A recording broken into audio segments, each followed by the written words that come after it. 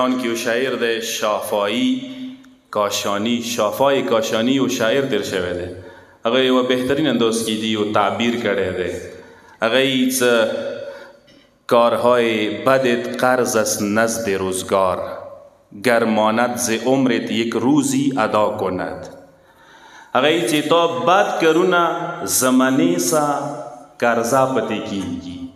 دا قرضا د تیوا ورځې لنډوي اکی ورځ د عمر ویلې نه وي پوهې دا به د لنډیږي بیا به دنیا نه سي د سیونه ایڅ بات کورمو کو بات کردار مو ادا کو بات سټیج مو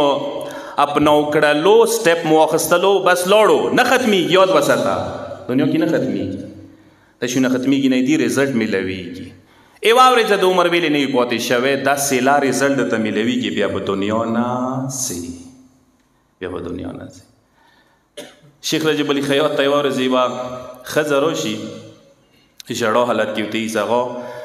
بچی مو دومره سخت بیمار دی یوه علاج سه یوه ډاکټر سره نه ښه کېږي ای تو له منه نه سم دعا ورته وکړه څه مو بچي ته شفا میلو شي ځوان بچی مې دی مړ کېږي مه ده هغه سترګې ورته وړی ورته چې تو بچی نه بچېږي مړ کېږي په څو ورځو کې حیرانه شي هغه ورته هغه د څنګه خبره ده وکړله زه خو راغلی یم دې دپاره چې ته ماته تسلی راوکړې هغه د ورته یي شیخ رجب علي خیاط ورته یي چې زوی د کساب دی عیسی کساب دی ای چې تو زوی یو کار کړی دی مغه ریزلټ ای مغه یو بد یې کړي دي یو ځناور سه یې مغه ځناور اوس مودسوتې ازار یې خستی دی ای چې یوه ورځې یوه غوا یې لولوله معذرت نه غواړم غوا په مخ کې غوا سخکای حلال کړی دی خپلې مور په مخ کې